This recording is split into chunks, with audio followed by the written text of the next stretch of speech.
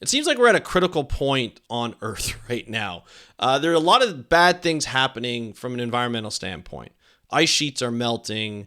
We're seeing a higher sea level rise than we ever thought would ever happen, although we kind of predicted it, but certain spots are rising higher than others. We're seeing wildfires. We're seeing a lot of crazy things happen. And we're relying more and more on governments to be able to help us, and help us by creating great policy. And it's really showing in some countries, depending on who's in power, a government can really ruin the environment and ruin the earth with just bad policies. So we're going to talk about what that means. We're going to talk about a story. I'm going to tell you a story of what I went through in Canada a number of years ago. I've told this story before, but I want to tell it again to remind you because it really fits within this context of how important it is to vote, people, how important it is to vote, not only for a president or prime minister, but for all the other government, levels and government positions that require election to get in. So we're going to talk about that on this episode of the How to Protect the Ocean podcast. Let's start the show. Hey everybody, welcome back to another exciting episode of the How to Protect the Ocean podcast. I'm your host, Andrew Lewin. This is a podcast where you find out what's happening with the ocean, how you can speak up for the ocean, and what you can do to live for a better ocean by taking action. And today's episode, we're going to be going through a major story that I went through. I'm going to tell you a story of an event that I went through, or a couple events that I went through when I was working for the federal government back in the mid-2000 teens, right? It was an interesting time. It was kind of a horrible time. But the reason why this story is important is because it really shows that the government that's in power, in any government, can either help or ruin the environment depending on their policies and on their strategies to create policies that will benefit the country, in quotations, or benefit their own party and the people who support them. I'm doing a lot of quotations here. If you're watching on YouTube, you'll see what I'm doing. If you're not, that's fine. But you can kind of hear my giggles about this because it's kind of crazy. But let's be honest, like governments, it seems like there's usually two sides, like two types of governments. One that's more conservative. They want small government. They want more private companies and other, like the people to have more power in the decisions that they make. And then there's the liberal government or a democratic government that's a little bit more left-leaning. And the other conservative is more right-leaning, obviously. The left-leaning, they're a little bit more government will create programs to help and so forth. And this podcast is not to support or demonize any one side of the aisle or any one side of the spectrum. This podcast is to tell you that sometimes all of the politicians make bad decisions and all politicians make good decisions, depending on the politician. We've seen some pretty crazy ones recently in North America. We've seen some pretty outrageous ones around the world throughout our lifetimes, right? And throughout these last few generations that we're living. But it really makes a difference in who is elected and who gets into power and what type of policies they make, how good the environment's going to do in the long term. Climate change is really rearing its ugly head. We haven't even seen the tip of the iceberg, no pun intended. But we're starting to see a lot of the consequences come to fruition that we've been talking about, scientists have been talking about for decades. Governments really matter in this situation. The policies that they put forth really matter. If they don't put policies or take away policies that allow companies like fossil fuel companies or any other companies like mining companies, natural resource companies, typically to ruin the environment or not follow proper regulations or not follow just proper standards, environmental standards to ensure that the environment is either the same or better than they left it when they first started, after they leave it. That's not happening right now in any country. We look at oil and gas, we look at coal mining, we look at mineral mining. There's a lot of things that are going on around the world that it's depending on the country too and their standards that they have and sort of the enforcement that they have. Some are really ugly stories. Now, the story I'm going to tell you is not necessarily an ugly story, but a very disappointing story in my books. It ruined a lot of lives and it ruined a lot of the environment, a good portion of the environment, and it continues to do. Well, it did continue to do so for a while until it was changed back. But this is a story of in the early to mid 2010s, I guess is what you call it, the teens. I was working for the federal government. And I started probably about 2011, 2012. I got a job there in the Great Lakes Institute, or they call it GLIFIS. It's the Great Lakes and Aquatic Science Research Institute. And it was a great place to work. I loved working. The people were amazing. They were very bright people. I got to work in the Great Lakes, which is like, my backyard. And it was a pretty phenomenal job. We got to learn a lot about the Great Lakes that I hadn't known before just by working in it. When I got there, the year I got there as in the federal government, you get three different types of positions. Four, really, I guess. You get a contractor, which you're not allowed in the buildings, the government buildings, for more than 90 days at a time. Then you get temporary, full-time temporary, which is a terminate. So it's so you have a position, but it has an end date, right? So it could be a year, it could be 3 years, it could be 5 years, depending on the funding of that project. That's your end date. And if you can get renewed every year, depending on the project, but you have a terminate date. Then you have the indeterminates. Those are people who work full-time all the time, unless they quit or get fired for some reason. But most of the people were there for a long time that are indeterminate. That was the golden goose. That was it. That was what you wanted when you worked there, is you wanted that indeterminate position. Now, when I got there, I was actually doing a terminate position, filling in for someone who had just left to go to a different position. That position was indeterminate, and it was sitting in that org chart empty. And I was like, ooh, that's mine. I can get that in a year. If I work my butt off and I show what I'm able to do, I can get there. And my boss liked me. Things are going really, really great. And then Prime Minister Stephen Harper happened. Now, you have to remember at the time, Prime Minister Stephen Harper was a conservative, is still a conservative. He had been in power for quite a long time throughout the 2008 recession. They had taken over essentially for the Liberals in the early 2000s, who made a big screw up, big scandal, $100 million lost over some advertising scandal. And the Conservatives have been really controlled as a minority government, which didn't have a ton of power, but was able to control the government for quite a long time. And I am not a fan of Stephen Harper because of the story I'm about to tell you. But I'm not going to say that our country was still fine after he left. It wasn't an economic ruin or anything like that. Again, this is not to, poo-poo on any one type of party here, but it does show one not in a great light and one in a better light, in my opinion. Anyway, at the time, Stephen Harper was very, and the Conservatives are still very pro fossil fuel, very pro oil and gas. And if you don't know much about Canada, Alberta is the province where you have most of what we call the tar sands. So it's a fossil fuel. It's a way to produce oil. It's right in the almost smack dead western, but midwestern, I guess, of Canada. And so to develop that area more, we needed to build a pipeline to get to the coast to export it to the Asian market, right? And that was really important at the time. It's still kind of being fought and still kind of being built in essence. But that was what they want to fight for. So they want to put a pipeline from Alberta, northern Alberta, all the way to mid or northern BC. It had to go across a lot of land. It had to go across a lot of rivers. And there's a lot of what we call water crossings.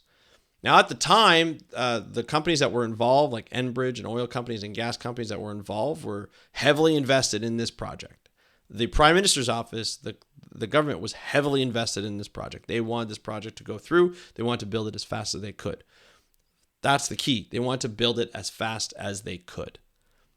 The problem is there was a little thing called the Fisheries Act.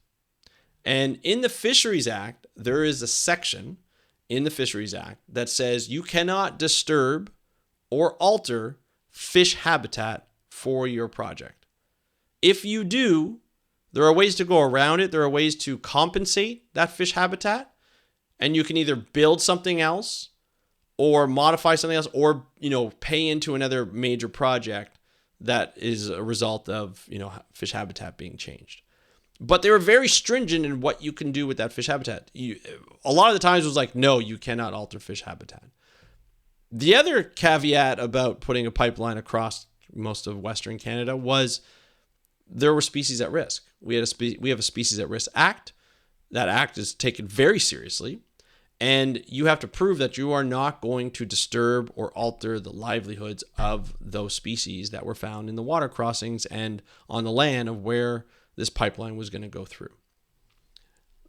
Those two pieces of legislation and laws essentially held up the pipeline project.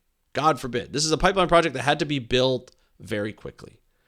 God forbid we stop that or alter it in any kind of way. Now, the reason why it was being altered or slowed down was because the government in Fisheries and Oceans and Environment Canada needed more information and needed to negotiate what they were going to do with those crossings and how they were going to deal with the species at risk at those crossings.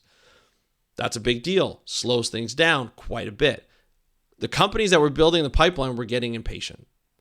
That impatience was being directed towards the Prime Minister's office, who's controlling the government departments that were holding things up, in quotes, holding things up. It's like bunny ears. And that was, that's what, it was almost like a stalemate. And the reason why it was being held up was like things like, the company would say, the pipeline companies would say, oh yeah, well there's only 10 species at risk across all of Western Canada that we're going to affect. And then the government's like, well, we know that there's 35. So that's a big discrepancy, right? So that was the holdup. The company was trying to kind of skirt around the issue. And the government was like, well, no, we know where a lot of these species at risk are. We can't show you exactly where, but we know where they are. And you need to show that you're not going to harm those species at risk. And there's 35 of them, so there's quite a bit. And I'm just taking a number. I think it may have been more than that. But 35 is what I remember. It's a long time ago, folks.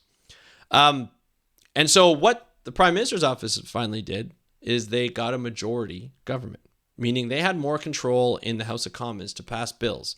They were able to pass whatever bill they really wanted to because they had the majority votes to pass that bill. And so what they did is they passed that bill. They passed a bill to alter the Fisheries Act. Now, when you pass a bill normally, you have to pass it through all the House and it has to be debated on. And so that can hold things up as well. It has to go through the House of Commons and then it has to go to the Senate for questioning and sort of kind of going over, making sure that the I's are dotted, the T's are crossed, and then back to the House of Commons to be debated again. That's going to take time. So they decided to filibuster the Fisheries Act changes with the budget. Now, the budget has to go through. When they name the budget, it has to be voted through. It gets voted. But everything else within that budget, is why I'm calling it filibustering, also had to go through. Well, we're coming out of a slight recession. Canada didn't do too badly, but it was tough times in 2008. And so, that budget needed to get through. With all that came with changes to Fisheries and Oceans Canada, the department, as well as Environment Canada. First, it was Environment Canada. They actually displaced over 700 employees. A lot of them were retired early. A lot of them were moved around. Departments were changed, like sectors, science sectors within the government of those departments changed. They were either disappeared or they changed. For example, in Fisheries and Oceans Canada, that felt the wrath afterwards of Stephen Harper, they came through and they said, okay, we have this sector. It was like a fish habitat sector. And so that fish habitat sector would review plans like the pipeline and other minor plans of where people would maybe alter fish habitat. And they had to approve or negotiate different ways of taxes that I mentioned earlier before. So that went through. And so the government was like, well, we can't have this fish habitat thing because the changes they did to the Fisheries Act was they took out the fish habitat section. So you can alter fish habitat now. You just couldn't alter the recreational, I think they called it Aboriginal at the time, and commercial fisheries. And that fishery had to be established for at least 30 years. So they fundamentally changed the Fisheries Act so that you can alter the fish habitat, even though we knew that altering fish habitat would eventually alter the fish population that you're fishing or not fishing. They allowed that to happen. They changed the act, which changed the government sectors. So instead of having a fish habitat sector, you had a fisheries, FPP, fisheries protection program. And so that did almost the same thing, but it changed the virtue of it. You couldn't do it from a fish habitat point of view. You can only do it from a recreational, Aboriginal, or commercial fishery point of view. That changed a lot. Now the pipeline can go through. Now, Stephen Harper was pretty slick, and I mentioned that there was a Species at Risk Act. He wasn't going to change that. The Fisheries Act got a lot of backlash. So they couldn't change the Species at Risk Act because it would be too much. That was on the table to change later on. Okay. A lot of people within Fisheries and Oceans Canada got displaced, or they retired early, or they quit. They couldn't necessarily let them go, but they had to find other jobs for them. So when they created the new program, which is basically the old program except minus the fish habitat, they put a lot of those people in that fisheries protection program. So now, we were at a point where we didn't have proper fisheries protection from a fish habitat standpoint. The Fisheries Act was gutted, and with other things as well. And we were kind of left just holding our fish, our fish sampling tools, and being like, what do we do now? The pipeline can go through faster and so forth. The Species at Risk Act is going to be changed. We knew that was coming down the pipeline. We weren't allowed to talk about our science. The scientists were silenced. And if we did, we had real repercussions where some people were let go.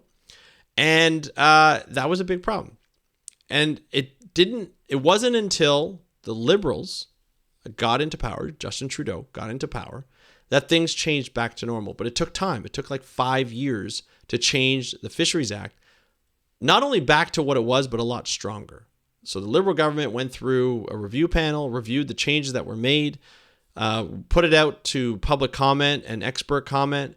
People commented saying we need it back to what it was and even stronger. That happened over a 5-year period. It took a long time. A lot of people were impatient with that, but it did happen. And other protections kind of came through. Marine Mammal Captivity Protection Act came through. All these different protections kind of came through. And a lot of aquaculture stuff came through as well. So, with this change of government, it was a breath of fresh air because we got our environment protections, which were one of the top in the world, back together. But it had to do with, the only reason the change came was because the Conservative government were voted out and the Liberal government were voted in. And they were voted in on the promise that they would address climate change. They would bring the Fisheries Act back to what it was because they realized that was a big problem. They weren't going to touch the Species at Risk Act. They were still going to build some pipelines and expand some pipelines, but they were going to cancel others, which is very controversial at this point on both sides of supporters and so forth. But that's what really came down to. That's the story of how a government can ruin the environment just to put something through quickly. And when you hear businesses talk, anything that has to do with altering the environment or working within Canada or working within the environment, a lot of the complaints is the process is taking too long. And there's a reason why the process is taking long. If it takes longer than normal, that means your project is going to really alter either fish habitat or something about the environment. And that's why they're taking their time to go through it properly, be a little bit more conservative in their decision making, and not just leap out and just say, hey, we need this right now, even though long-term it's not going to help us. Let's do it. They're not going to do that. That's not a government position to do that. Governments have done it. I just told you how they did it, but it's not the way they should be going through. And that's the story really of why it's important to vote, especially in a time now. If you are of the age where you can vote and you're worried about climate change. I keep hearing this new generation and our generations having anxiety over climate change, not being able to live with themselves, or not in a terrible way like that, but being like, how are we supposed to, we're supposed to change everything. We're supposed to be more aware. We know climate change is real. We know it's altering our environment. We know there's marine plastic pollution everywhere. Overfishing is happening and things like that. The biggest way you can make a change is vote for candidates that will go to the government when they get in, and they will change the policy for a pro-environment policy, or keep policy, or build on existing legislation and regulations and laws and so forth, whatever you'd like to call it, to make them tougher to destroy the environment. That's the only way we're going to get through this. We have to put people in the power that will actually vote for the environment, that actually put policy in place for the environment. Now, so far, the Liberal government has done a better job than what the Conservative government is going to do here in Canada, or what they say they're going to do here in Canada. So I'm going to continue to vote for them in no matter what other people think. That's my policy because I am going for the environment. I know the economy sucks. I know things are hard right now, but my worry is the environment. So I'm voting for the party that's going to change the environment, which will hopefully help the economy as well, because that usually comes hand in hand. But we always pull the economy first, especially here in Canada. We're a natural resource company, or a country. Hopefully we're never going to be a company, but a country. And so we depend on that to feed a lot of people. Now, I'm not an economist. I'm going to say that right now. And it's a tough thing to do, but we need to change in some kind of way.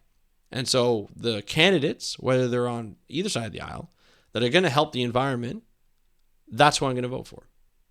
So if there's a candidate in Burlington and you want to help the environment, come talk to me, because I want to hear what you have to say and I want to hear what you want to do. And then when you get in power, or if you get in power, I want you to do it. Don't just promise. I want you to do it. That's the way it goes. That's your job. Represent the people. You campaign on something. We vote you in. Then you do it. That's my say. That's my rant.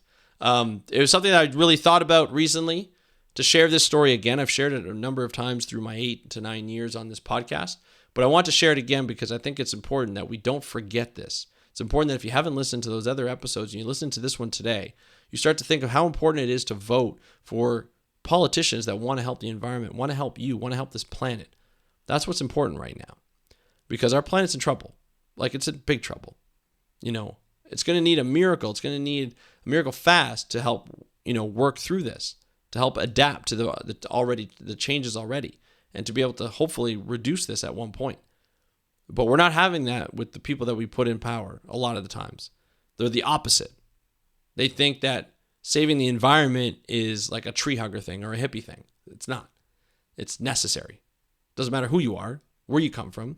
It's necessary. I know it's not easy and it's not across the board equal, but it's necessary. We really need to focus on where we vote, where we put our vote. That's number one. And that's what I have to say. I'd love to hear what you have to say about this topic. If you agree, disagree, that's okay. I would love to hear from you. Just DM me on Instagram at howtoprotecttheocean. That's at howtoprotecttheocean. Or you can email me, go speakupforblue.com/contact. It brings you to a form. If you push submit, that goes right to my email. I'd love to hear from you. And that's it for today's episode of How to Protect the Ocean. Thank you for listening. I really do appreciate it. I'm your host, Andrew Lewin. Have a great day. We'll talk to you next time, and happy conservation.